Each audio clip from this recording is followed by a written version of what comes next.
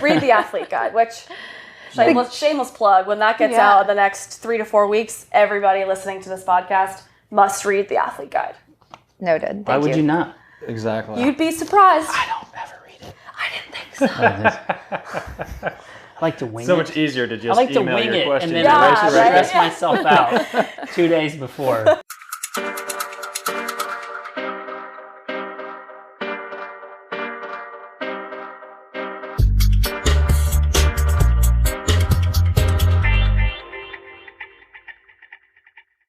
Welcome everyone to another episode of Coaches on Couches. Bing slouches.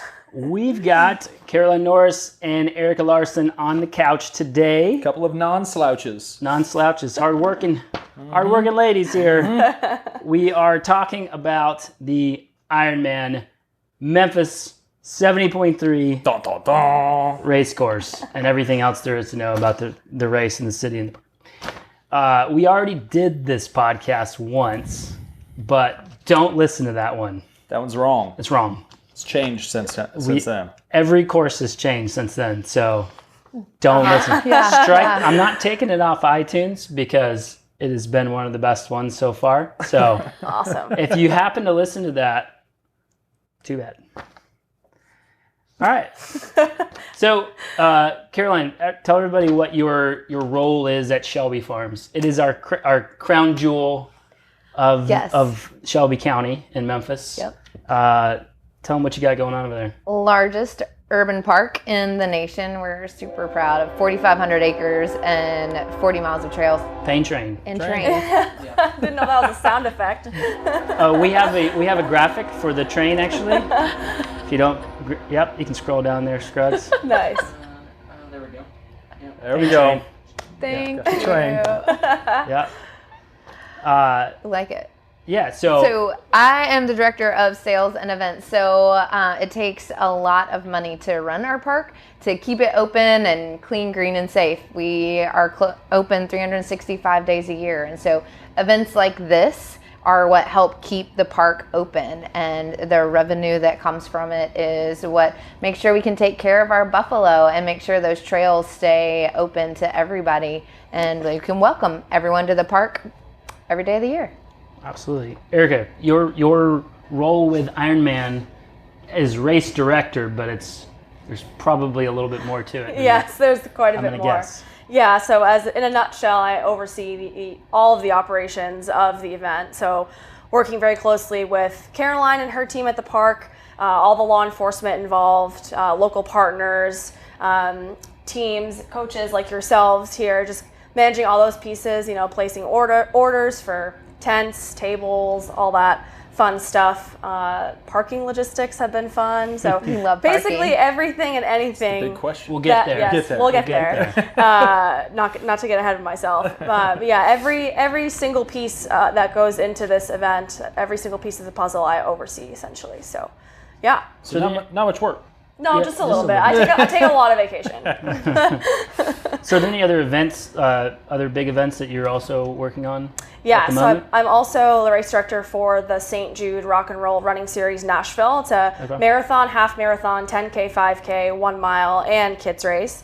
That'll be in November this year, November 20th. It's usually at the end of April, but earlier this year we didn't feel comfortable hosting because of COVID, so we postponed to November. It'll go back to April next year. Okay. And then recently, I actually just took over as race director for the Carillion Clinic 70.3 Virginia's Blue Ridge in Roanoke, Virginia. So, yeah. So doing all this tough stuff. Course, by the way. Yes, I drove it. I did not ride it, let's be clear. But I did drive it, and it was probably the most gnarly bike course I've seen. It was. Yeah. It was. Yeah, as soon as you say Blue Ridge, it's like, Yeah. there's an elevation in there. It's beautiful, though. Once you get to the top, oh, man, those views. Yeah. Yeah. I had an athlete do it this year, and there were a couple sections, and he's very competitive, and some of the timing splits. Yes. Where I saw him going like 8 miles an hour, I was like, oh crap. Oh, yeah. I was like, either he's on a really steep climb or he's on a really bad day. It was just a constant steep climb, but we had some splits out there.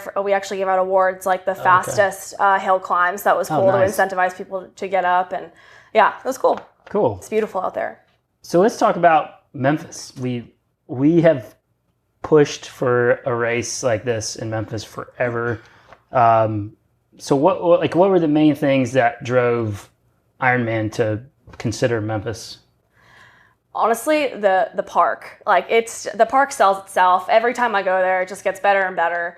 My bosses, as they said, when they first came here, before I even ever saw it, they called it the Disneyland for triathlons. And it's very true. And that in itself is, it's just perfect.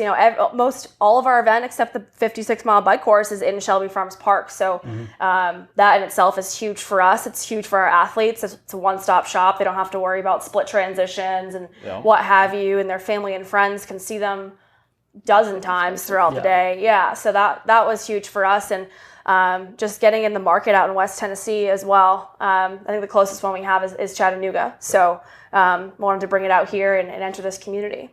It's got to be one of the most spectator-friendly. Has to be. I mean, I've worked for Ironman for about 5 years. I go to about 20 events or more a year. And this, I'm not just saying it as being biased. I mean it. It is the best venue ever that I've seen for an Ironman event. Well, Memphis Travel does a lot of work to recruit. And the Memphis Sports Council of Memphis Travel, they go out and they are selling Memphis and letting everybody else know in the racing world and the event world what Memphis and Shelby County have to offer. And so we're just really lucky that they plugged us together. Yes. It's great. I know there was a ton of work on their end to get the conversation started on getting the event here. So few longtime Memphians here. Well, I'm not from Memphis, but I've been here. I mean, since 2007, that's a long time. Yeah, we've been here a Longest little I've while. ever lived in one spot. Let's just throw out a few things that people can do, see, experience while they're here in Memphis if they're taking some extra time. Obviously, there's Graceland, there's Sun Studio, Memphis Zoo. Oh yeah, the zoo. Sure. Love the zoo. The Civil Rights Civil Rights? Museum was one of my favorite museums I've ever been to. Yeah, the Lorraine Motel and the Civil Rights Museum's all right there. I know that a lot of that stuff's downtown. Yeah. But obviously the park is like the big thing to do outside of downtown. Yeah. Funston, do you have anything else? Any other big things that you'd recommend for people to do? I would recommend riding your bike. Yeah, we do have a pretty significant greenway structure. And you can basically get from downtown, go across the bridge, and then you can get all the way out to basically almost Collierville now via Greenway, Green Line, and some bike path. That sort of thing. So there's just so much history in Memphis. So any history buff that comes to Memphis, there's so much you can do. Yeah, for sure. We do have a massive Bass Pro Shop built into a very massive pyramid. Yes. So if you're driving the into eighth town, wonder of the world actually is the Bass Pro in Memphis. If you're driving into town and you see a giant pyramid, it is a Bass Pro Shop. Yep. And you can go all the way to the top of it. You can. And by that point, there will be live music at lots of places. That's a really all good over. point. Yeah. Any kind of music that you want, Yeah. you're going to find it. Downtown for sure, Beale Street, all that stuff. There is music all the time, any time of the day. We have 117 different barbecue restaurants. Wow. In Memphis. I would Don't ask the believe that vegan. number. You're looking at the wrong guy over here. We got some barbecue Central coming. Barbecue has Portobello? Portobello? Yeah. Oh, yeah. Veggie burgers or something, I'm sure. We're running up on I think we have 9 breweries now. Yeah. If I'm right at this point. And a distillery. And a distillery, yep. So there's a lot going for all on. you alcoholics, we got you covered. There's a lot going on. For when you want to celebrate Yes. your hard-earned result Yep. at MEM 70.3. So where's the as far as places to stay? Everybody who asked me, I just say, look on Germantown Parkway. Anywhere, is there an actual host hotel for the race?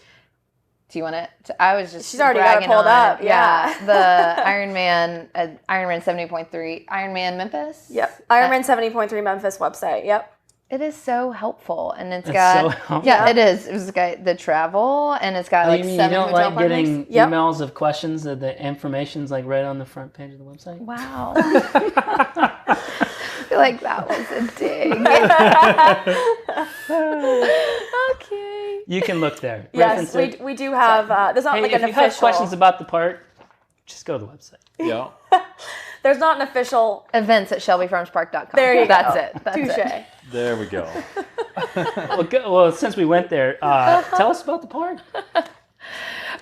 What are we talked about this thing being so spectator friendly. Like, what is there for people to do at the park while they're waiting for possibly 8 hours for their loved one to finish this race? Well, we've worked really hard with Erika to make sure that the roads can be somewhat open so that you can get into the park. So if you're local, you're used to coming in the main entrance, and that's where we'll talk about parking later. But the Mullins Station entrance, which is on the back side of the park, you can come in to there, and like we've got 20 lakes, and so Beaver Lake Cove, you could hang out there. We'll still have our kayaks and canoes and bike rentals, so you can kind of play in the park. The playground will be open, and the playground is one of the places that you'll be able to see. Yeah. It's right where it comes by twice. Yep. The run Two comes loops. by twice, and so you can there's plenty of places to play.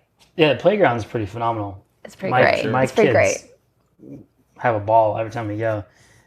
We just opened 2 new, there's a bouldering rock and a new nest that was closed for renovations before COVID, and it just kind of, now we get to open everything. So it's Nice. even better. That's awesome. So you'll have the paddle boats on the backside there, or Probably is not it paddle. too late in the year? It might be a little too late in the year, Aw. but maybe. Go Ape? Go 8 will be open. They'll be there. Yep. And they've got, they're going to have some specials for folks We're working too. with Go Ape and Okay. getting them out in front of our athletes. So, people with families, most people bring 2 to 3, if not more people with them. So definitely something for people of all ages to do. And they've got axe throwing now, and Yes. they've got a short course, so that you don't have to do the 3-hour, really long, really tall course. There's They can also do- the disc golf. Yes. So Go Ape is like the ropes course, zip line, ropes course, all that stuff. zip over the lake. You don't jump in the lake, but you can zip over the lake. Gotcha.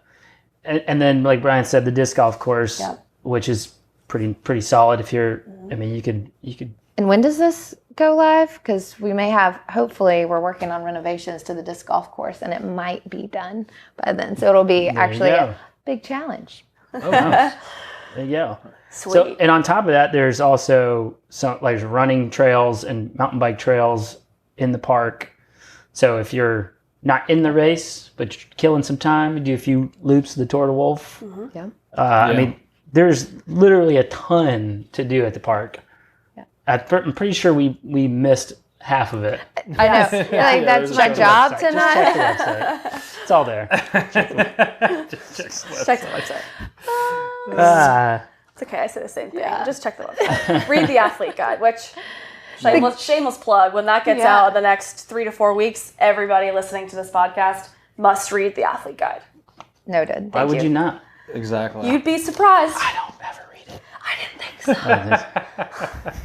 I like to wing so it. much easier to I just like to email wing your it question and to then the race director. stress myself out 2 days before. Yeah. I like to be really stressed out. You and everybody else. Yeah. So let's kind of dive into race week, and we'll try to take down some of the anxiety of race week with some general information here. So when can athletes start checking in? Is it Thursday? Thursday at noon, we'll open Expo. Yep, noon to 7 on Thursday, and Friday from 10 to 4. Okay. Yep. And then bike drop off. So you'll have to drop your bike off the night before. Correct. By 6? 4:30. 4:30. I was wrong. Yes. 4:30. Yep. And then Friday there will be a practice swim. Yep. Are you going to allow people to swim the entire course or a portion of it? That's something we're figuring out with our swim course team. Usually the entire course is set by that time in the week, but just something to confirm. So TBD on that. But something to know, it's really important. Everyone who wants to participate in the practice swim on Friday must check in on Thursday, because you need to have your athlete wristband, you need to have your timing chip, you need to have your waiver signed, because we have to chip you in and out just like we would on race day. It's a safety measure. Yeah. So whoever's listening and wants to do the practice swim, got to check in on Thursday, 12 to 7. Got to be chipped. Yep. All right. So, as far as like people coming in, people who have not done an Ironman race, to some extent, the whole check-in expo thing could be a little overwhelming. Sure. But literally, you walk up, give them your name, they check you in, you start going through the bag process, and then are you directed through the expo after checking in? Okay. Yep, it's exactly. like IKEA, right? Essentially. Okay. Yeah, and like sometimes we'll offer like alternate exits, on the side of the barricades if you don't wish to, go through expo. It's you're not forced to go from room to room per se, like in IKEA. But yes, very straightforward. Bring your ID, identification. The check-in process is a one-way flow. So yeah, volunteers will be there to help everyone and answer questions and all that. So because you mentioned that, right now, what's the status on volunteers? Yeah, so that's probably our biggest push right now. Just to give everyone an idea, we need 1,300 volunteers for this race. That's a lot. And yeah, so we're pushing really hard. Volunteers, we can't do it without them. We're only 50 Ironman staff. We can't be at every bike aid station. We can't be at the run aid station. So everything is on the Ironman 70.3 Memphis landing page on the website, and there's a volunteer opportunities tab. Right now, we're really looking for captains, and a captain's a little bit more involved with the race. They work directly with Ironman staff. We'll have like a dinner and a meeting during race week, and they kind of help bring in volunteers. Say, you're a cycling group, you'll be the captain, you'll bring in, 25 to 30 people that and volunteer. So definitely still looking for captains. We have a couple aid stations still up for grabs, which are really fun opportunities for run clubs or organizations that want to be together as a team all day. But yeah, definitely still pushing really hard for those. So so if somebody's interested in volunteering or setting up a group for volunteering, just go to the website. Yeah, go to the website. It's a common thing here. It's a common thing. It's right on the homepage, so you don't have to click around. It's right. If you just scroll down after you land on the homepage, it's under volunteer opportunities, and you can click it, and you can see a description and shifts, timelines, everything that's available. And if there is someone that's interested in being a captain, our volunteer director, her name's Wendy Sullivan. She's fantastic. She's local to Memphis. You can email her and get more information about what it means to be a captain and get more involved. Awesome. So there is an opportunity for the youngins. So tell us a little bit about the Iron Kids. It's going to be so fun. And now we know we have a bison coming. We're going to have... That was just determined before we went live here. This is very exciting. So we actually just introduced what we call a toddler trot. So it's going to be super cute. A little 80-foot dash or crawl. Yeah, you can do that. That's about Daniel's size. Yeah. So it's an 80-foot little dash, which is super cute. And then we'll have a half mile. What's the age limit on that dash? I believe it's... 39? Yep. We'll get you in. I'm in. Just cut 22 years off of that and you'll be good. Yeah, and then we'll have a 1 mile. So that starts at 5 p.m. on Friday. Okay. Yep. So I'm assuming that everyone they'll just register. You can register your kid when you check in, or we'll have an Iron Kids booth in the expo where you can sign up. If people don't see it online, but registration is open right now. It's $20. Okay. Yep. Awesome. Yeah, those are always really cool little events. Yes. And then the other thing I will put in there that isn't maybe not well known if you've never been to an Ironman race, but there's usually a kids craft area where the kids can make signs and stuff like that. Decorate their bibs with stickers and stuff. And usually it's gone quick. Mm-hmm. So if you plan on making a sign for your athlete, get there early. Yeah. And parents can run with the kid too, 1 parent per kid. So that's also, we give them 2 bibs. So if the parents want to run with the kid, Yeah, if you think that your kids roll through craft supplies really quickly, just wait till you see an Ironman Kids corner. It sounds like pandemonium. Yeah. I'm picturing my kitchen table and what it looks like after my kids do crafts. Yeah. Times 1,000. Somehow popcorn got suggested, and I said we're not going to bad do idea. that. I don't think idea. popcorn is a very good idea unless all of think us want to spend Glitter. hours. If you do glitter, The geese would go crazy. Oh yeah, the geese. yeah. That's Yeah. right. Oh yeah. I think that would Swarming not the be There's course. not, like Yeah. goose poop everywhere. Yes. Like there will right be. there. All right, so let's jump ahead to the burning questions here. Where the heck is everyone going to park? Okay. All right, we'll solve this for you. Yeah. We promise we have parking in the park for everybody. Yep. It's going to be off of Farm Road, the main lots. So that means you'll want to come off of Walnut Grove, which I know a question also has been, how do I get there? Westbound traffic from Germantown Parkway to Great View Drive, another entrance to the park, is going to be shut down on race morning because we'll have That's the course. Yes, that's the course. So we're going to hard close that. So you're going to want to come off of, go north off of Germantown Parkway to Trinity or Raleigh-LaGrange and come through Mullen Station. Okay. Yeah, this will be. And you on- can on also the come website. eastbound, correct? You can eastbound on Walnut Grove. eastbound Walnut Grove will be open. Just that westbound portion of Walnut Grove, which if people are staying in Germantown, they're going to want to go left onto Walnut Grove to get there. That will be shut down, but we will have traffic impact notices going out. We will have parking maps, verbiage of the directions as well in the athlete guide, again on the website. And for those that aren't from here, it's like 2 roads up. It's not a massive So if you're workaround. If you're coming from East Memphis or downtown, you can just come all the way to Farm Road. Yep. If you're Correct. if you're from Germantown, Collierville, you just got to go up to Trinity and Come on the take backside. a left and go on the Correct. backside. Easy peasy. Exactly. Now you Park know. a lot of people in there. Yeah. And there is tons of parking. Yes. Plenty. There's More than there's enough. not going to be a shortage of parking spots, which is one of the best things about the venue is you don't have to park 2 miles away and trot your whole family in. I mean, even if you park on the back side of the park, if you're near the horse area or whatever, it's still not that far of a walk to the start. I will say, for those who arrive early or late, depending on how the parking crew ends up parking the cars, it could from the parking lots on Farm Road to the transition area in front of Hyde Lake, the stage there. It's about a mile, so it could be 15-minute walk. So just account for that in your race morning timeline. Transition opens at 4:45 in the morning, and we close it at 6:45. So just keep that in mind. That little bit of a walk. Yep. Good. A little bit of a warm up, if you will. Yeah. Well, I don't think I've been to a big race in years that you haven't had to walk. It's just like a concert too. Yeah. You got to walk. That many people. It's too many people. Lots of cars.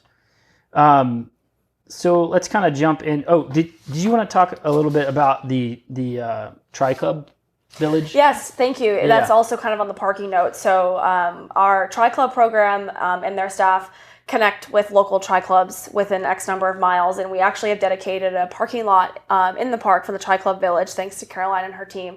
So it's going to be, can you tell me which number parking lot it is? Yeah, so if you're familiar with the park, the north side of the park, we call it kind of the backside, Mullen Station, where if you were with us last year is where we had our drive-in movies. And so it's not typically a parking lot, it's a grass bowl. And so that's where we'll be parking and having all of our village. Yes, yeah. So Tri-Clubs are welcome to come out, drop off, a 10 by 10 tent, some chairs, to cheer on their athletes on the run course. So the run course will go right by them as well. Yeah. So those Tri-Clubs are welcome to park in that lot as well and just kind of hang out there all day long. How about camping? That's a Caroline question. You see that van when you pulled in? You see that van? Yeah.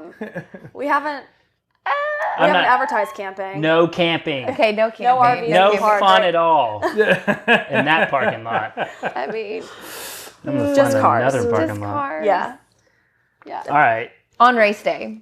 Yeah. You can- Another burning question: is it going to be wetsuit legal? Okay, where's John when you need him? Okay, so obviously, it's really, really, really hot right now, and I know the water is about 84 degrees, which would not make it wetsuit legal. It actually would be 89. It was 89. It wasn't 89. Okay, there you go. Closer to shore, but yeah. So that is that we prohibit wetsuits when it's that for sure, warm. yeah. So obviously you guys know this, I'm sure, as coaches as well. It's 76.1 is the cutoff for it being wetsuit legal. And I've talked to the park because they know it better than anyone, and I've talked to John with their ops team, and hopefully with it cooling down at night, closer to October 2nd, that the water temp goes down. We don't anticipate it being 83 or 84. We're aiming for mid-70s there, so it's kind of roll of the dice. Yeah, it's going to be hit or miss. Yeah. It's the weather. I actually looked up some historical weather data. Okay. don't tell us. Did you do Farmer's Almanac over here? I went into my farmer's Last almanac. year was great. Last year would have been absolutely Of course it would perfect. have. Perfect. It was last year. It was low of 50, high of 67. 50's a good. little chilly. No, Man. That's perfect. Primo. Yeah, and Good race weather. there was a little bit of wind, 10, 12, and it was actually out of the northeast, north and east. tailwind. So it would have been Like tail cross home, tail coming home? Yeah. Historically, though, it's usually like 70s, low 70s Yeah. in the morning, and up like mid to upper 80s in Yeah.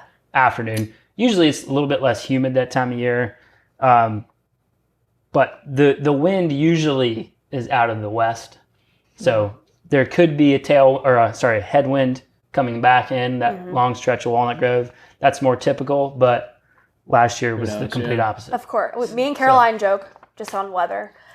Almost every time I come to Memphis, It rains. it rains. Knock on wood. Yeah. It hasn't rained yet this week since I've been here, but I kid you not, every other time I've come, it's rained, and I get emails from them. Oh, the park is great beautiful. today. I'm like, of course, because I'm not there. So, but don't worry, we're getting the rain out of the way. It's going to There be a we go. gorgeous day on October 2nd. Kate said she ordered it from Mother Nature, so Nice. yeah. Well, Kate is close. the good part is call-up. if it does rain overnight, it'll probably be a heck of a lot cooler. fair enough. I've been to events maybe 2 weeks after, like mid October, where it rained that night and it was like 65 Perfect. in the Oh morning. yeah, that's perfect. Yeah. So the consensus is we don't know. Yeah. Yeah. We don't know. What We'll it's make gonna the be call like. on race morning. That seems to be the popular question Yeah. in It's all always. the Facebook groups. Yes. Yeah. Just keep your ears peeled in transition race morning, and we'll announce the water temp as soon as Yeah. our team takes it. I would the coach side of me. Be prepared to swim the course without a wetsuit. That's what we say. Exactly. Become prepared either way. Yeah. Bring your wetsuit. If it's wetsuit legal and you don't want to, well then great. You could do either way unless it's super warm, which we don't anticipate it happening. So Yeah. So transition area. It's going to be. Is it going to be up on the hill, like from like near the visitor center, behind the visitor center? So it's more so closer to the stage, I would say. It's So like downhill. Okay. yeah. Okay. It's on a little bit of a slant, so before you get to that really top of big the hill. hill. Yeah. Gotcha. So it's actually going to be right next to Expo. Okay. Yep. So it's a little bit shorter run from the water than I originally thought.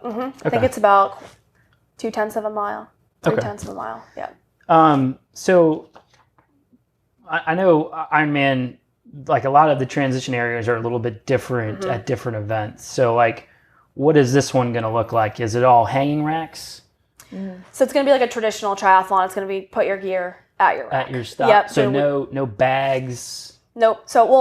Excuse me. So Ironman's not going to be providing any of the gear bags that we may do at Foals, like the plastic gear bags. Yep. We're not providing gear bags here. That's not to say you can't bring a backpack on race morning and just label it with your bib number and your name and keep it next to your rack. You can bring a bag in. We just ask that you be respectful of the space around Sure. you. Yep. So typical hanging racks, you're going to set up your own transition area Correct. right there. Yep. You're not going to have to like check in a bike bag or a run Correct. bag. Nope. Okay. Correct. So that, in my opinion, that's a whole lot easier, a lot Yeah. simpler. Yep. So then, like, you're not going to have anybody like, you're going to go and get your own bike, just to make it clear. Yes. You're going to get your own bike. You're going to run into transition and drop your own bike. And that's that. Exactly. Got it. Yep. No change tents. Very, very traditional transition. Okay. If you do want to change, obviously, please use a portable toilet. No. Just to make it very clear. Yeah. Yeah. A few Some people like to violations. change. Yeah. Caroline's going to be getting contacted by people. Can you imagine the emails? We no. had a guy on who's been in triathlon since the early 80s. And just some of the stories he had of like people, they used to just all go in one tent and change everyone, guys, Yep. girls. and it was like just free for all. I'm sure. And nobody wore. It wasn't. That was back when nobody wore the same clothes. Yeah. For each leg. Like the same tri kit. Yeah. So they wouldn't wear just one kit, and they would just go in there and change. That's why the Speedos were wild. popular. Yeah. Right. Less to take off. So that pretty much clears up transition areas. So let's kind of go into the swim course. Mm-hmm. We'll just dive right into it. I know the swim course has changed a few times, and from what I gather, it was also strategically changed so that you're not sighting into the sun. Correct. On that longest stretch. Yes. Yeah. Our swim course director, I mean, they're geniuses, and he was just doing some calculations of the sunrise and the angle on Race Morey, and he was like, they're going to be sighting right into the sun, and that's not a good experience. So we just shifted, thankfully, with the help of the park, we just shifted the exit, and actually worked out really well because they're exiting out on a boat ramp. So it's a really perfect landing, honestly, for a swim exit. So we're starting over near the FedEx. The FedEx Event Center. Yep. Mm-hmm. And then you're going to go out toward the islands and then make that first right turn. Yep. So that'll be like, so we're going clockwise. Yes. Swimming all clockwise except for the last stint in. Yep. So long stretch, basically over to where we do our swim clinics. Yep. Which, by the way, if you haven't been to, I don't know why, Sunday mornings. Because they've all been reserved. Yeah. Well, that's I true. heard you guys have had a great turnout. Yeah. That's awesome. Sunday mornings, 6 Email and 7 a.m. events@shelbyfarmspark.com if you are really desperate to get in. Those have been awesome. So we basically swim over to the little jut or whatever you want to call it that we stage at for those, and then you kind of make another like little soft turn that goes out to the far backside of the lake nearest the farm road entrance. Far west side. Yeah, and then That's a nice long straight stretch. It is, and as far as swim courses go, the fewer turns, the straighter, longer, straighter stretches, generally the faster the course is. I don't foresee the wind being a big thing at that part in the morning. The lake does tend to like get kind of windy. It gets really windy. But every morning we've been out there, it's early not mornings been bad at all. So you get out to the far end of the lake, and you do another little a right turn, and then another right turn. You're coming back toward basically the center of the lake, where the amphitheater is, and stuff like that, the boat rentals. And so basically what you're saying is once we kind of get back toward the boat rental area, you'll hang a left, the only left turn, and then head right in, and we're going to get out on the boat ramp.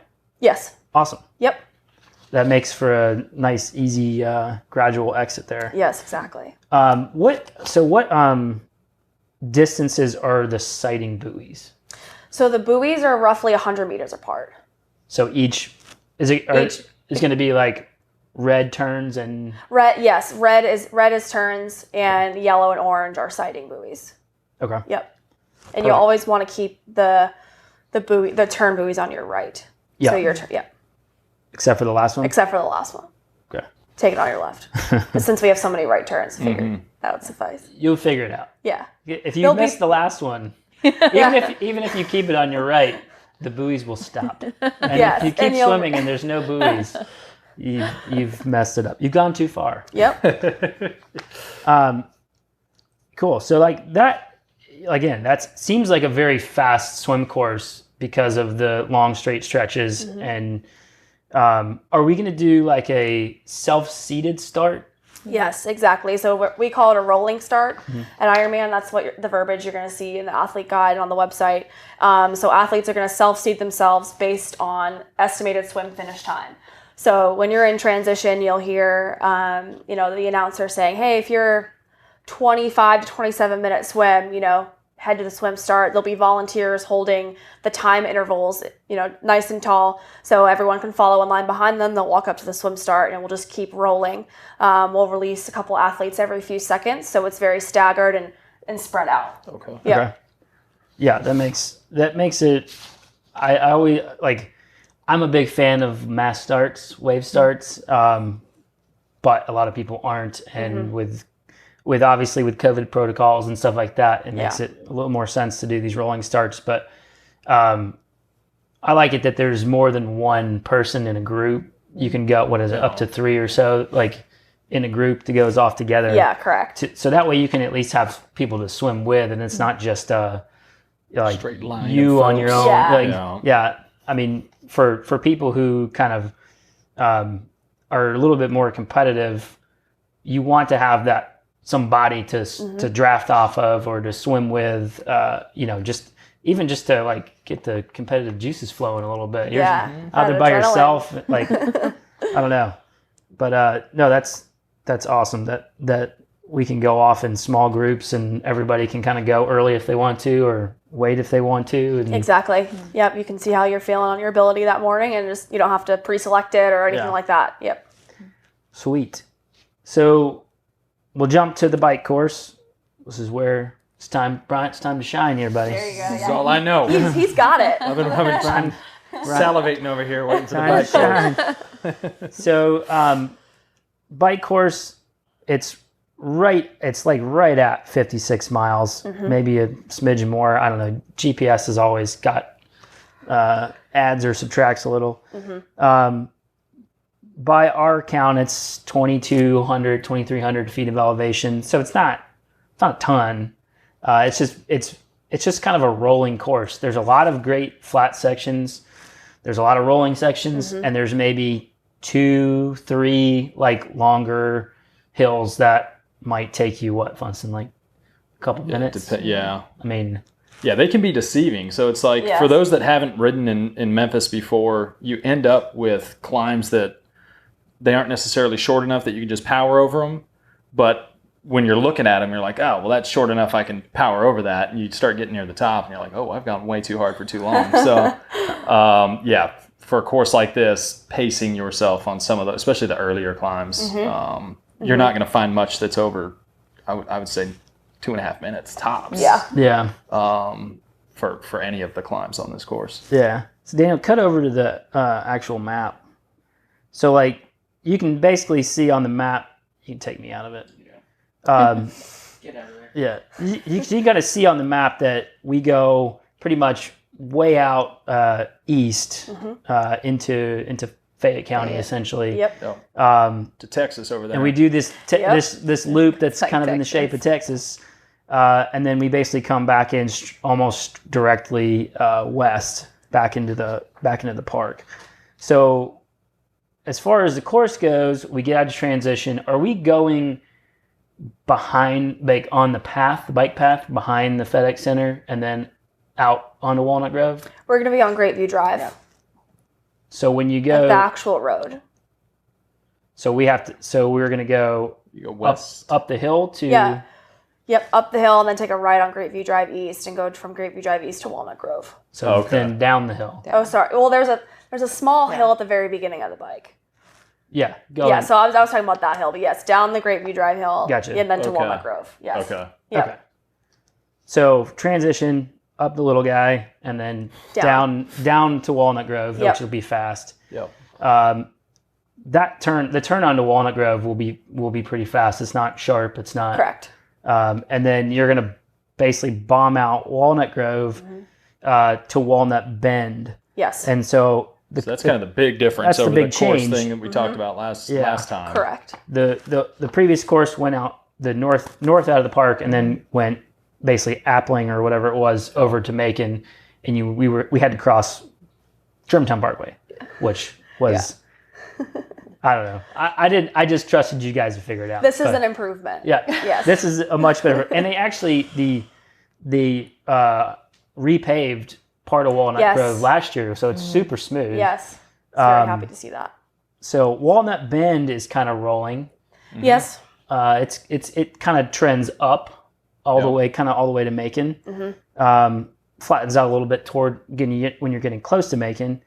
But for the most part, it's a fairly fast section going north there. Yep.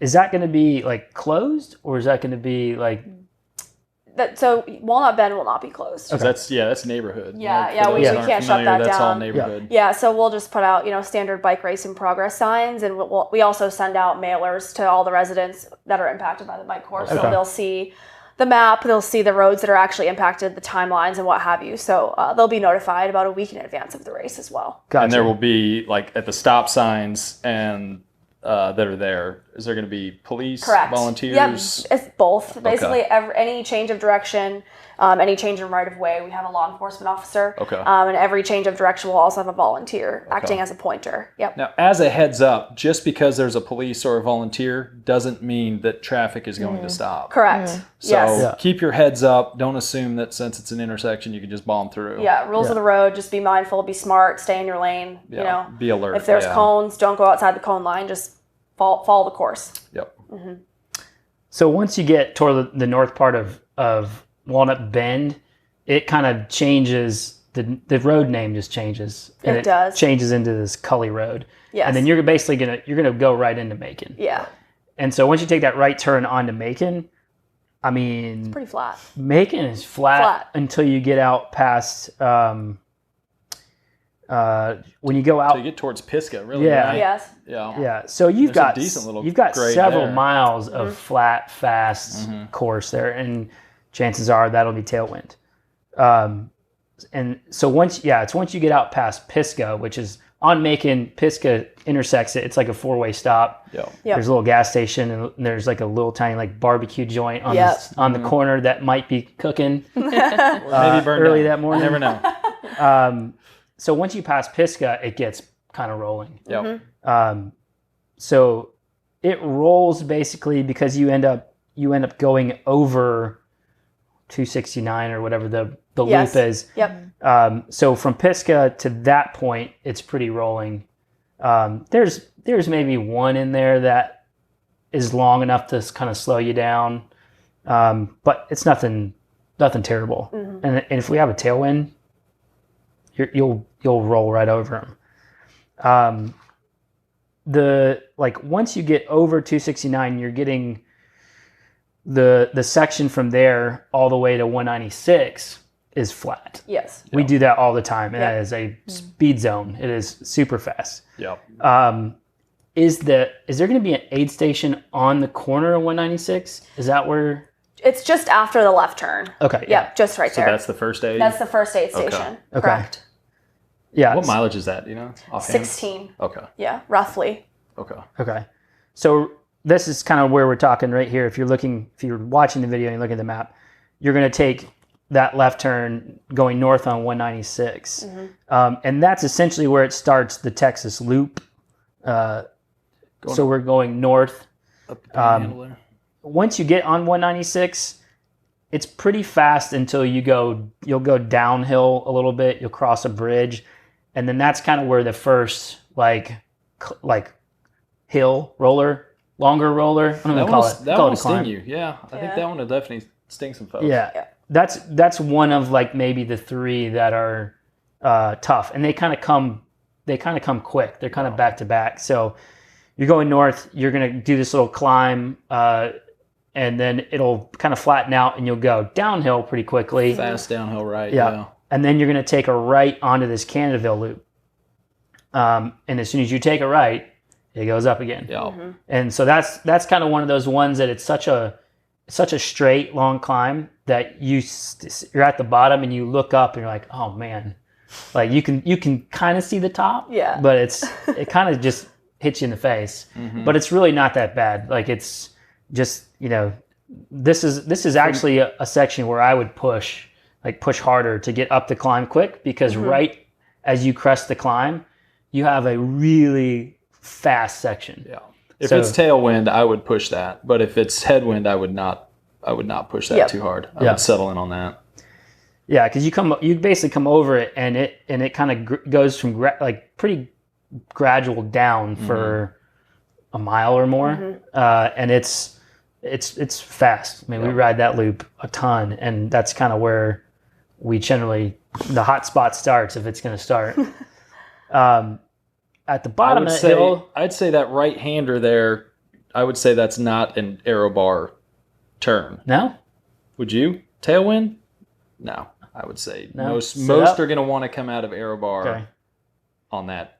So what we're right talking hand about turn. is once you get to the bottom, you go over the climb there, you fly down this section, and at the very bottom of it, there's a very sharp right turn. And so that it's still Canterville loop, but it just bends really hard to the right. If you're doing that corner, probably sit up, if you're at high speed. It's kind of banked. So if you're... Just rick-a-bobby that thing. I like going fast. Hey now, you got to be safe out there. Be safe out there. Yeah. But if you can handle a time trial bike, you can probably take it in aero. But use your best discretion there. Yes. If you're going into it at 30, I would probably not stay aero. It's not a velodrome bank. It's not a velodrome. It's not going to keep you in the turn. Moving on. Anyways, so you go around the bend. It's a hard right turn, and then from there it rises just a tiny little bit, and then it's flat all the way to like the clay pond turn. So that's a really fast section. You take a left on the clay pond. So we're heading back east. Yeah, we're going back east. So we're going back east. I don't have like a pointer here, so. But the clay pond section, I would say, in my opinion, is not the best pavement. It's like chip seal. It's a little bit. A little rough. Yeah, and it starts to get better the further you get down clay pond. But basically, it's another one of those scenarios where the road, we go straight for a while and it rolls a little bit, and then it just bends hard to the right again. That one's kind of on a slight uphill, so you can probably take it in aero, no problem there. I would take that one aero. But once clay pond bends, it's like a straight shot south, and that's like slightly rolling, probably nets down some even. So that's pretty fast, all the way back to Macon. And like I said, as you get further down, once it bends, it turns from clay pond into Payne. But once you get down to the end of that, you're taking a left going back east on to Macon. Fast section there as well. Yeah, especially if there's a tailwind. Yeah. It rolls. It rolls from that section. It's not bad, but I would say fast. It's a fast rolling section. Yeah. Going the other way, it's not so great. No. But going east, it's pretty fast. So when you're coming down Macon, you'll end up at that split, that 194 Macon split, and there's like a little closed down gas station on the left, and like straight away if you're coming through the turn, there's like a little church, but that like with police or whatever there at that corner, you should be able to roll that pretty fast, for sure. Just to make that turn. And then once you get past that, there's like you'll go, it's like a slight down. There's another like 3-way intersection. There's an old closed down gas station on the right there. Just apparently no one likes gas stations out in Macon, Tennessee. Yeah. And there's another right-hand turn. And at that point, you're now going south, and you're on, 194? Rossville. Yeah, Rossville Road. That section for a while is flat. Like it's to start, yeah, the start's pretty flat, but then it starts to roll. I would say from that point, from the end of that flat section, that point on, that's where the course is probably the rolliest section until you get back on basically almost till you get back on Walnut Grove. It's a lot more rolly than the previous sections of the course. So down, I'd say you're starting kind of the hardest segment once you get to that right-hand Macon turn. Yep. Because it's net rolling up. If you got a wind from the southwest or from the west, you're getting hit with like a crosswind or cross-headwind. You feel like you should be carrying more speed on those rollers than you really are. So it's zapping, it's kind of sucking the speed out of you, and then you're trying to push more because you feel like you should be going faster than you are. But you don't really get any real recovery until the very end of that section. And it's probably when we rolled it with the tailwind the opposite way, the easier way, it was like a 10-minute section. So it's going to be 15 plus. It's one of the longer sections of the course. Yeah. So you'll get some recovery at the very end before you take the right onto Raleigh-LaGrange. It gets fast near the end. And pavement's solid out there. Yeah, it's really nice. It's out nice. there. It's like it's Perfect. like flat. It rolls and it kind of nets up, and then it does some rollers that kind of net down, and then that very last section before Raleigh, where the cows are. Yeah. Once you start seeing cows, if you see the cows, it's coming. The right hand If you see turn's Rossville, coming. you went too far. Yeah, if you see Rossville, you went too far. Way too far. But that last section is really fast coming into that turn. I would take advantage of the recovery there, and you're going to have recovery once you take that right onto Raleigh-LaGrange. Mm-hmm. Yeah. But then it starts getting very challenging once again. Yeah, with like rollers back to back, kind of net uphill rollers Mm-hmm. to where you don't get real recovery on the downhill. You don't carry enough speed into the next roller. So it's, again, another tough section, kind of like you have on 194 heading south, that Rossville Road. It's similar from there all the way almost to 196 again. Mm-hmm. Challenging section there. Yeah, so that turn too, because it's so fast, Yeah. I would just be careful there. The pavement when you first get right on Raleigh is not great. It's not, yeah. So once you're past maybe the first 100 yards of that, it gets better. But it's just that corner right by the farm is not great. Mm-hmm. Yeah, and there's a few bridge crossings and stuff that you have. Yep. Lips there. I think that's got some of the cracks that kind of run with the bridge. Nothing that would like suck your wheel or anything. No, but just be a little aware of bumpy them. there. Yeah. Yeah. So Raleigh, like Brian said, once you're on Raleigh, pretty rolling. I mean, especially if you're coming into a headwind. And you've got how many miles in the legs now? Yeah. I mean, you're What probably is that at 30 point? something, right? 30. That's about 38, I would say. Yeah. So I've got like mid Raleigh is like 30. Or sorry, excuse me, 35, I would say. Yeah, it's 35ish. Yep. When And we do have an aid station on Rossville Road, 194 as well. Aid station 2s are roughly so 31. That's that is that at the church? Yeah. Okay. Yep. So yeah, as you're going down, we're kind of backing up on the course here, but once you're going down Rossville Road, that church is like right at the top, like the first or second roller. It's like right there on the right. It's a big, huge parking lot. So there'll be an aid station there. Is there only 2 on the course? 3. There's 3? Okay. We try to do every 15 to 17 miles. Okay. Yep. Okay. So Raleigh-Grange rolls, and then you're going to end up going through a 4-way essentially. You're still on Raleigh-Grange, but you're going to go through a 4-way stop. And right after that 4-way stop is probably the fastest you'll go on the whole course. It goes bombing straight downhill. It's not very long, maybe not even a quarter mile or so. Shorter than that. Super short. but it's just steep. You go down and then you go back up the other side. So if you're coming down it, I would try to carry as much speed as you can, and it'll most of the time it'll get you over the next hill without really having to work for it. And that's, like I said, it's just right after that 4-way stop. It'll go down and then back up. Yep. Once you're over that, a couple little rolls, and then the top of one of the rollers, which will probably be one of your slower sections. I don't know what it is about that. This is one of the deceptively toughest parts of this course. Yeah. Is that before you take the right-hander to go to Fisherville, like it's a grinder up, there's the church there on the right, and then you like take the right and it still goes up, and then you got like another little kicker right after that, and then it's just you feel like you should be going a lot faster than you are. I would not spike my heart rate up through there. Like, you're going to pace yourself through that. Don't get sucked into thinking, wow, I should be going faster.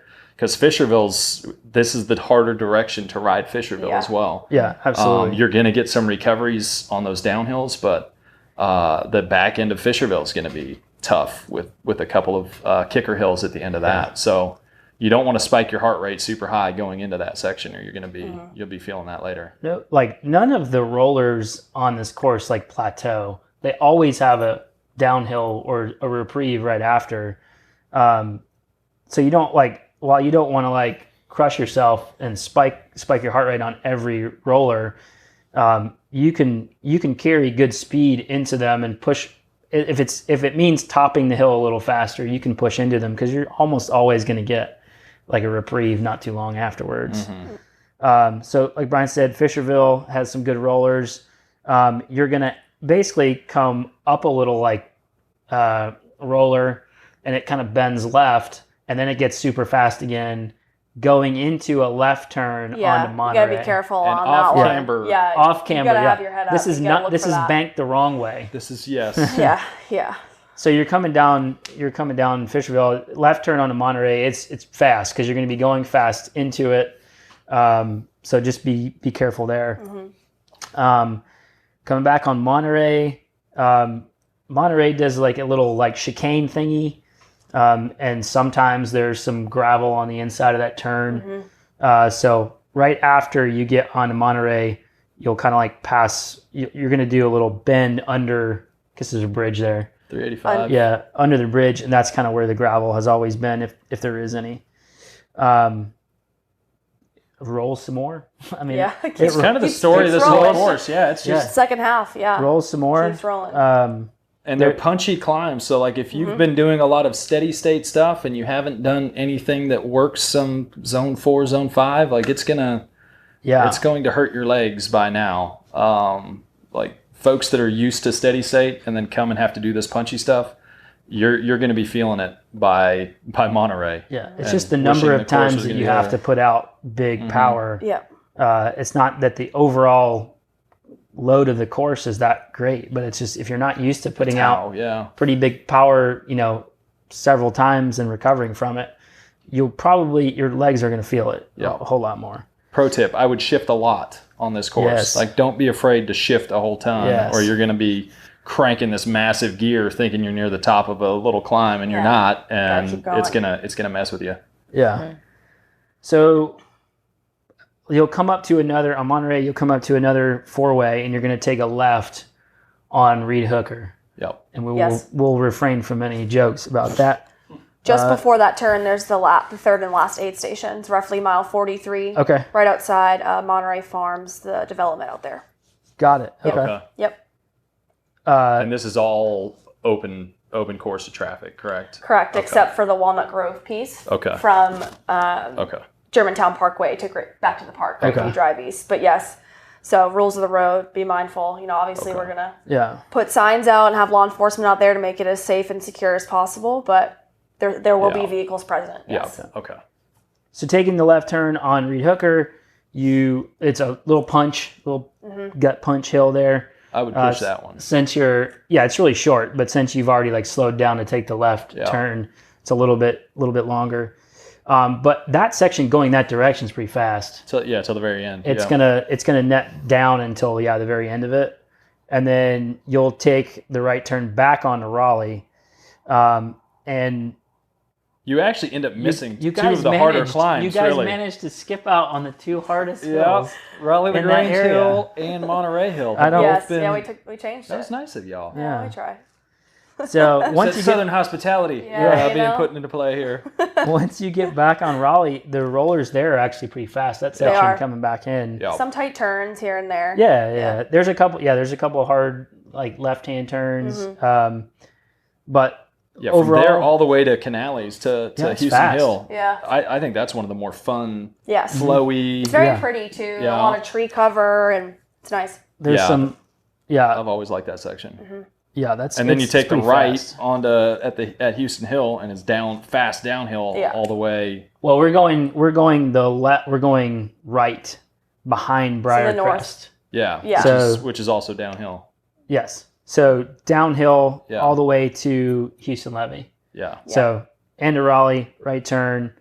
I haven't ridden that road a whole lot, but last I was on it, flat right there. Houston Levee. Yeah. No, the Houston Hill section. Oh, pretty flat. Or it's still Raleigh. It's still Raleigh LaGrange, technically. But it's downhill. You're going to be downhill till the very end, all the way to Briarcrest to Houston Levee. It's going to be fast. Like it's fast. Yeah. Yeah, and then you're back on Walnut Grove and then you're on Houston Levee for a short time.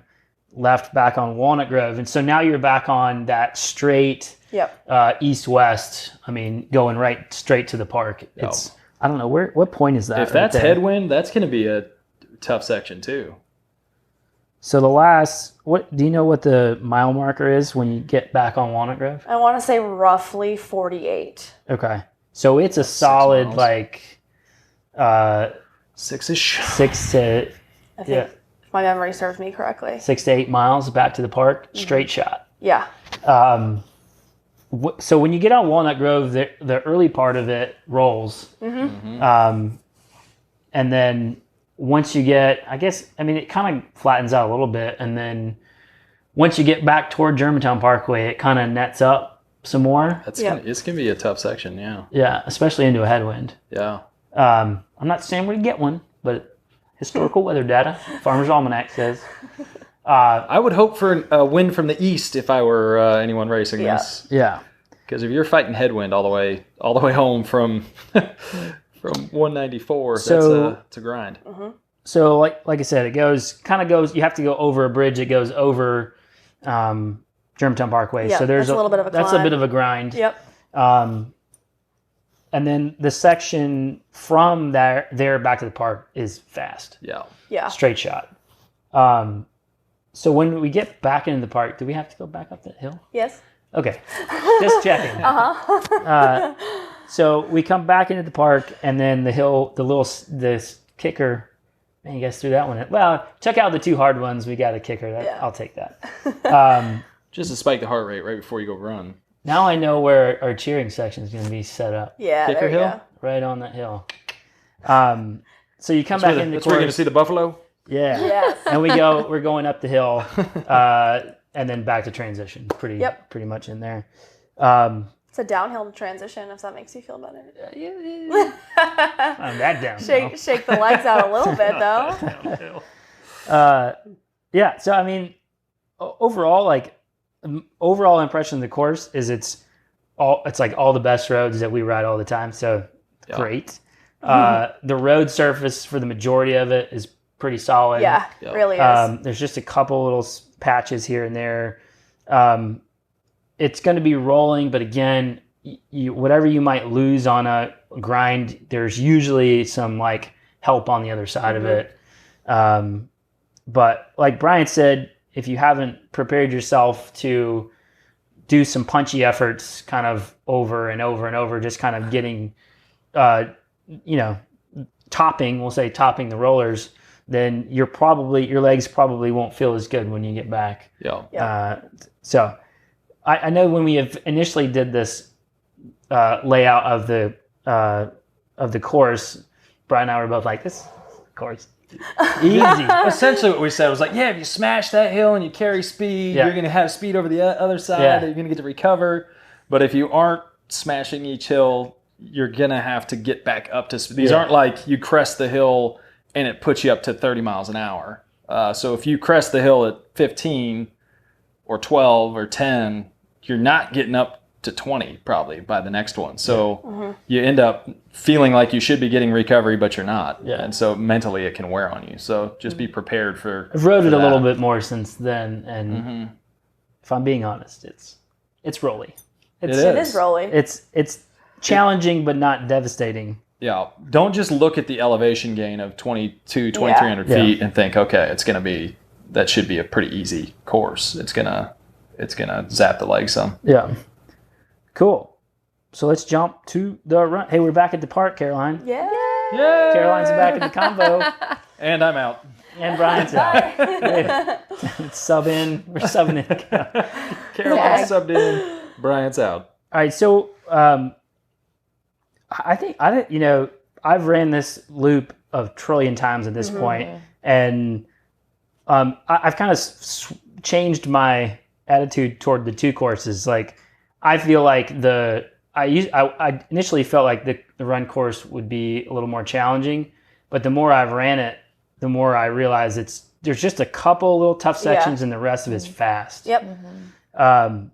So we start back at transition, obviously. Yep. And then we start basically a clockwise loop around the lake. And that is flat as it gets. Yeah. And that's what's the lake loop? It's like 2 miles? 2.3. Yeah. So we almost get all the way around the lake. So you'll be at like mile 2 before you finish the lake loop. On the far side of the lake, we're going to get out on the road. and then that kind of, there's a little bit rolls it's a up, little but it's not even an up enough to really slow you down. And it kind of goes a little down on the other side of it toward, switch this to the map, Daniel. So like kind of around the Hyde Lake boathouse, when you get back to the boathouse, you're going to take a left and kind of run up a hill to get on the Chickasaw Trail. Yep. And so once you get on the Chickasaw Trail, the trail itself is mostly flat. And there's decent shade in a lot of sections. It's, Maybe see the buffalo? you Yeah. could see the buffalo. Hopefully. Yeah, so the buffalo roam there. right around here. Yeah. Yeah. And then up to that next Back lake. over here. Yeah, That's where I'll be singing "Oh Give Me a Home" Yeah. for all the passerbyers. So Chickasaw Trail, very flat.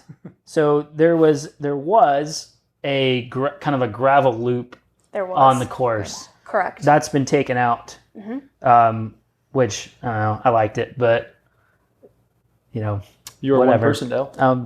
I'm the only person. You don't speak for the majority. So we used to go around this Chickasaw Lake on the gravel. That's no more. You're going to stay on the path and then take a left to stay on the Chickasaw Trail. If you miss, or take a right. If you miss the right turn, you're going to end up in downtown. or the pen over there. Yep. So Chickasaw Trail is like very, like when you get on the backside of it, very light rollers for a little while. I mean, barely enough to slow you down type of thing. And it's not until you get like back toward the cross country course where it actually does a little down and up. Yeah. And that's the one that for some reason, that's the one that everyone worries about, but it is super fast down. And then the uphill is like so short, you'll be up it in no time. And then it's pancake flat again for a little ways. Yep.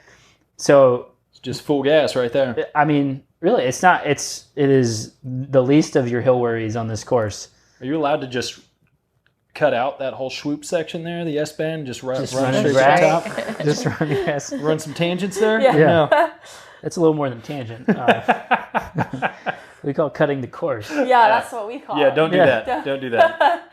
We'll catch you. We have timing mats out A strategically placed tongue mat We at the do. top and bottom. Do you? there. I don't know where they're going to be, but we'll have them up That's there. awesome. So once you do the up and down, it's like, and it's flat. And so previously the course cut back and stayed on the Chickasaw Trail. Correct. And now we're just Towards going to that park, right?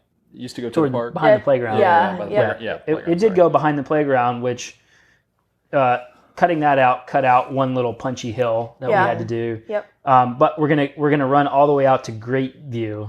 Is there like a little extension to that, or we're like almost running to the road to Mullen Station? It's just kind of the way the map looks. It's like kind of an extension, but you're just following the same road. Okay. Yeah. Yeah. So Yep. you're just running the path all the way out to Correct. Great View. Yeah, it looks like a really sharp turn, but it's more of like a curve around. Now, feed stations on the run, are they going to be, what's the spacing on?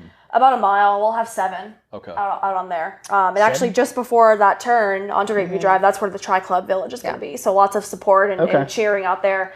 But yeah, we'll have 6 fully supported aid stations. So, water, cola, Gatorade, Red Bull, pretzels, etc. And then we'll have 1/7 one. It's just going to be water just because the spacing in between 2 of them is relatively short. So, Okay. yeah, about every mile, 1.2 miles. Yep. And repeat what is going to be on course. For Yeah, so we'll have water, Gatorade, pretzels, chips, Red Bull, cola.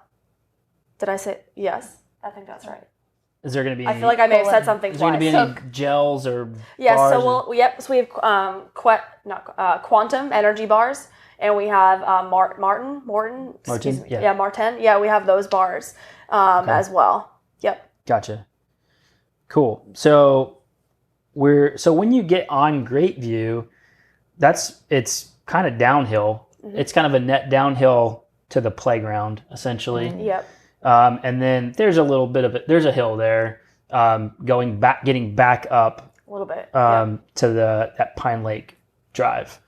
That's where you're still gonna see the playground. We're just not going to run behind it like we were. I don't know what the reasoning was for the change, but that was a pretty narrow. It was very narrow, path. and it would also interrupt everything at Go Ape because that's their adventure course as well. There you go. So we were, want to be good partners and work with them, and not, if we don't have to impact, we don't want to create any impact. To be honest, the hill on Great View is a little bit more gradual than the one that goes behind the playground. It's pretty punchy. Yep. So once you get up that hill, though, you go back downhill, all the way to. I guess you're getting back on the Chickasaw. Is that still Chickasaw? It's not the Chickasaw, but it is by the little it's a little pond. I call and that if you lily run pad it, lane. we call it the lily pads. Lily pad lane. Yeah, you can call it the lane. That's what I call it. I like it. Okay, that's pretty. So it is very lily pad. It is. I like it. You will go by a pond with the largest lily pads you've ever seen in your entire life. Yeah. You'll feel like you could stand on one if you wanted to. So that stretch flat as can be.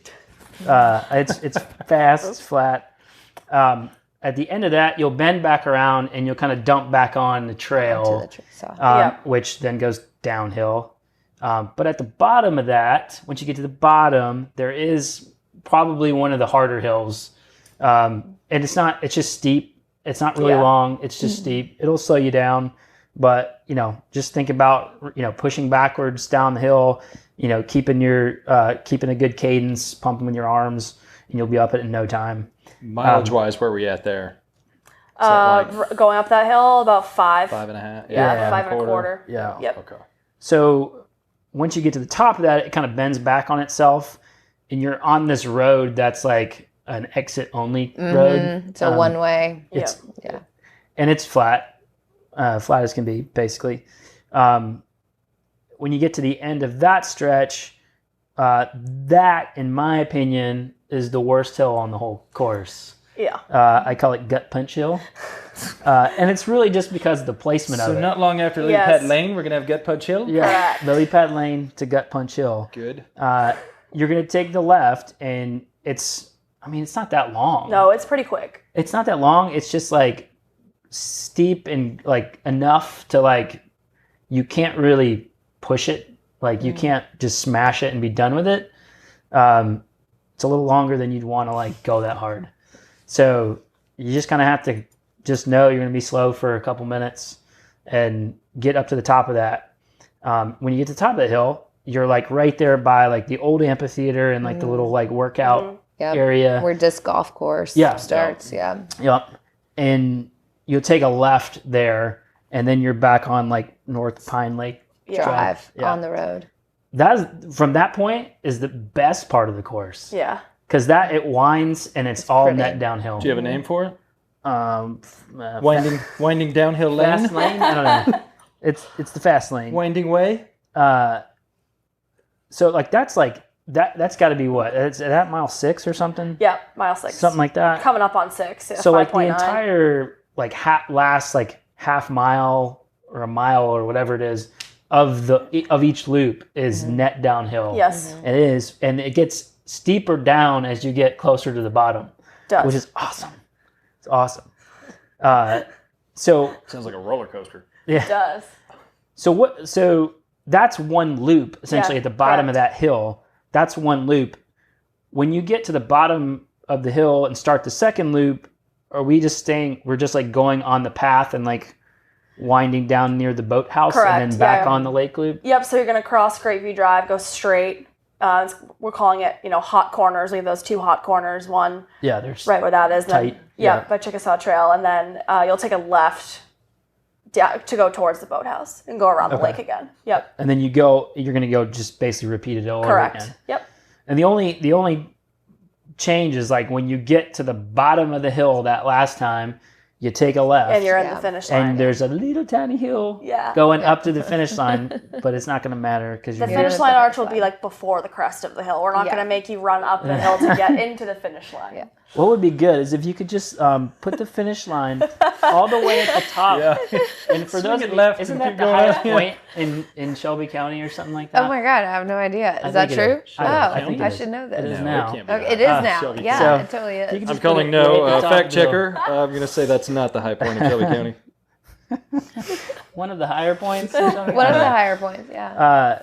So overall, the run course is not devastating. It's not, I mean, there's so much more flat than there is hill. There's plenty of downhill to take reprieve and to help you gain back time. So, I mean, honestly, I think this is probably one of the faster run courses that I've seen, been on. So if you're a spectator, where would you recommend them station on this? I mean, look at all, like, if you're Literally looking at the map, anywhere. look at all the places you Yeah. could You could be. get a lawn chair and place it somewhere and just rotate your chair Yeah. all day. You know, from the swim to the bike start to the Yeah. run. You really can't go wrong. Honestly, I mean, Yeah, and there's since you're doubling up, but then even over at Pine Lake at where Go Ape is, like you can see one side twice and just on that same road, and walk it's down really there. not that far. It looks like it's a little, but it's No, it's not. Plus, can yeah, see you got it. all the activities there. You got Yeah. the playground and the everything's playground, right everything. even if yeah. you're on a paddleboard in High Lake, you'll still see them Yeah. twice. You know, Yeah. you can't go wrong. I mean, if It's you great. could also jump on one of the city bikes or whatever. Yeah. and Yeah. You could be The all motorbikes. over the Battery course powered. Yep. in no time. So awesome. I mean, I'm honestly psyched for this event. Yeah, And, me too.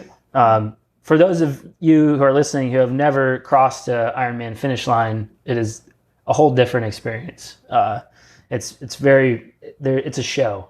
It is. It's yeah. It's What's pretty your cool. biggest tip, Dale, on crossing the finish line? Don't waste your finish line photo. We don't need these crappy, like, I'm turning off my Garmin. Oh yeah, we got a lot Or of like that. Yeah. that sort of thing. Look, my arms I didn't even get my arms all the way up. No, We need like we don't need a T-Rex arms. we need heel clickers. Heel we clickers. need Yes. all please. kinds. We need cartwheels. Just make sure you land on the soles of your shoes, not like on the side of your foot Yes, and break please. your ankle. Don't do that. We Don't do want good finish line photos. Yes. Folks. I think this could be another podcast where we just talk about how Just to finish execute line. Yes. finish line How to Perfect photos. finish properly line cross photo. an Ironman finish line. Proper Yeah. finish line technique. 100%.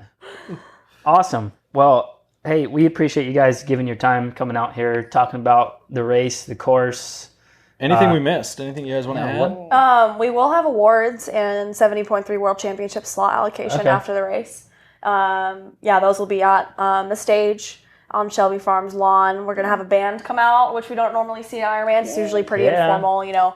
But yeah, we're gonna have a band out there, which we're really excited about. You know, to play for a couple hours and hype people up, congratulate everyone. Is there going to be food trucks and stuff like that? We're working or- on it. Yeah, we'd like to get some food trucks out there. There will be athlete food when you finish. One and Only Barbecue is going to cater it. So we do have a vegetarian option. And we will have like a pulled chicken sandwich as well. So good barbecue food waiting for you at the finish line, as well as the band starting about 2:30 on race day. So Awesome. that'll be really cool. Nice. Yeah. But I Now think we you guys don't- got it. Yeah, I would say the I Love Memphis blog, like us locals use that all the time. Yep. And like they're going to have everything that's happening in the weekend too. Yeah. Awesome. Okay, cool. Yeah. It's going to be awesome week. And we're we're at this point in time. 53 days, but 7 who's weeks, counting? right? Yeah. 53 days. Yeah. And just one more shameless plug, please sign up to volunteer. Yes, Yeah. absolutely. We Now, is do- the race sold out? The race is sold out. Okay. Yes. Yep. Total participant number is Roughly 3,000. That's It's- amazing. So everyone's That's been awesome. registered for so long Yeah. since we opened it and sold out in 2019, early 2020. Mm-hmm. And people have been moving around, transferring, deferring, etc. So it's hard to say based on attrition what we're going to see. But Yeah. we're planning for about 3,000. That's cool. Yeah, a big race. I can't wait. It's a big Yeah. race. It's it's going to be so great. And Memphis, everyone in the park community is I've excited. encountered has just been unbelievable. Like the support from every which way, everyone that I encounter. I think, we're biased, but I think you're going to see Memphis show out for, Yeah. for They this already event. are. Everyone's Yeah. like, what can I do? How can we get involved? Yeah. It's just, I couldn't ask for anything more. It's just, it's great. And if Wonderful. you own a food truck and you don't jump on this opportunity, Yeah. If someone has a food truck, do they just contact you, Caroline, or? What do you want us to do? They can contact me. Yeah. Give them my email. Okay. Yeah, if you get emails, Yeah. just forward it on to me. Okay. Yeah, for sure. Want to get local businesses out Yeah. there. yeah, absolutely. Give back to the community. Oh, on that note, we're also working with JJ Greer at Memphis Tourism Yeah. to push out what we're calling the I Am Local. It's the I with the M. Local. Okay. I'll send out a form to local businesses using the Memphis Tourism database, and essentially, if businesses just want to, get some exposure to be in our athlete guide on our website, or offer, a free appetizer, or discounted gym pass for a day for our athletes and families and friends to use it. We're starting that program as well, so that will hopefully drive a lot of economic impact more so than we already are doing. So that's really cool for local businesses to get involved in as well. Did we forget to say that St. Jude is the St. Jude is the name? Wow. Like, how did we do that? St. Jude's the name sponsor, and so a lot of the athletes will be fundraising for the kids at St. Jude and when they run the race for them. They're raising $500,000 at this race alone for St. Jude. Yeah, so that's awesome. it's unbelievable. So support your athletes in that way too. Yes. Absolutely. Yep. Yeah. Donate St. to Jude St. Jude. is another one of our crown jewels. Yes, in the city, absolutely. Yeah, and they've been great partners. They're awesome to have on board. We've supported them as hard as we can for as long as we've been around. So Yep. yeah, if you have a hero out there Yes. racing, Support donate your to heroes. them, Special shout support out. them. Yeah. Awesome, guys. Well, we appreciate everyone hanging out, listening, watching. We'll catch you guys next time. Adios.